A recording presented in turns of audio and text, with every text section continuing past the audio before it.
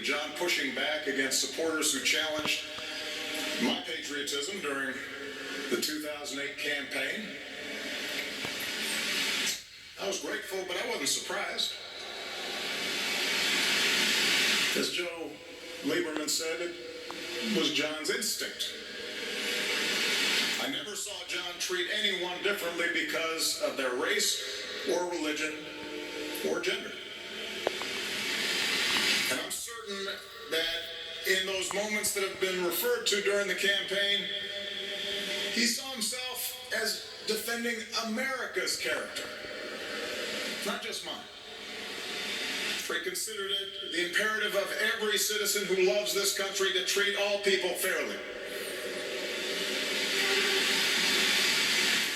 And finally, while John and I disagreed on all kinds of foreign policy issues, we stood together on America's role as the one indispensable nation, believing that with great power and great blessings comes great responsibility. That burden is borne most heavily by our men and women in uniform. Service members like Doug, Jimmy, and Jack, who followed their father's footsteps, as well as the families who serve alongside our troops. But John understood that our security and our influence was won not just by our military might, not just by our wealth, not just by our ability to bend others to our will, but from our capacity to inspire others with our adherence to a set of universal values like rule of law and human rights, and an insistence on the God-given dignity of every human being. And of course, John was the first to tell us that he was not perfect. Like all of us who go into public service, he did have an ego. Like all of us, there was no doubt some votes he cast, some compromises he struck, some decisions he made that he wished he could add back. It's no secret, it's been mentioned that he had a temper. And when it flared up, it was a force of nature, a wonder to behold. His jaw grinding, his face reddening, his eyes boring a hole right through you. Not that I ever experienced it firsthand, mind you.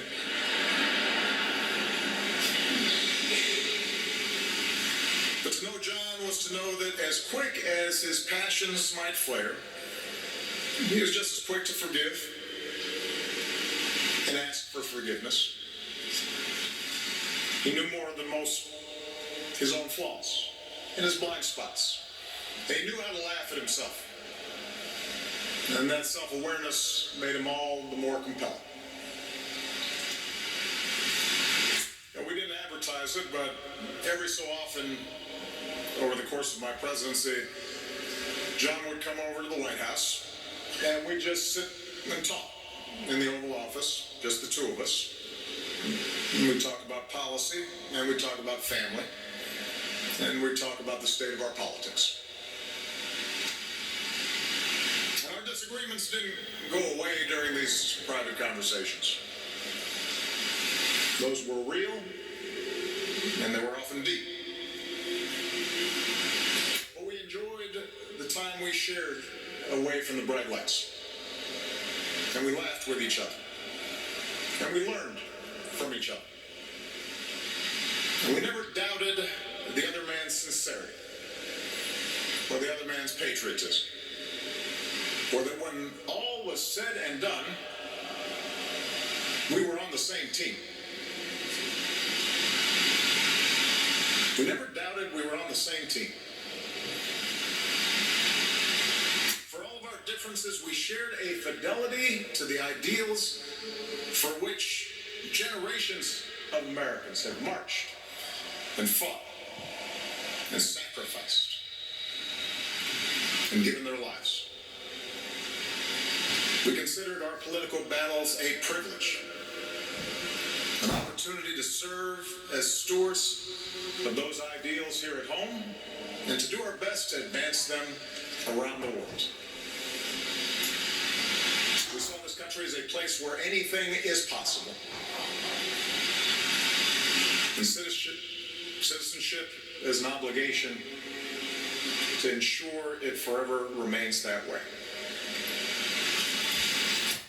And more than once during his career, John drew comparisons to Teddy Roosevelt. And I'm sure it's been noted that Roosevelt's man in the arena oration seems tailored to John. Most of you know it. Roosevelt speaks of those who strive, who dare to do great things, who sometimes win and sometimes come up short, but always relish a good fight. A contrast to those cold, timid souls who know neither victory nor defeat. Isn't that the spirit we celebrate this week? That striving to be better, to do better,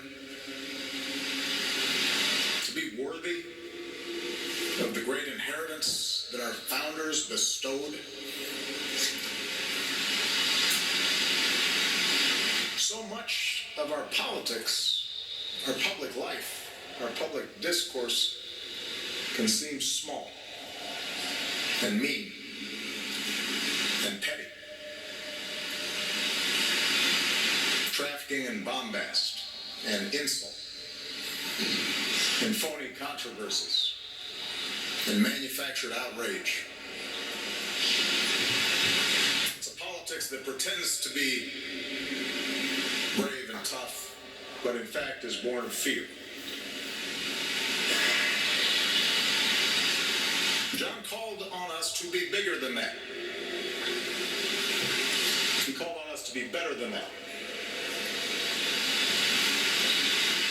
Today is only one day in all the days that will ever be. But what will happen in all the other days that will ever come can depend on what you do today.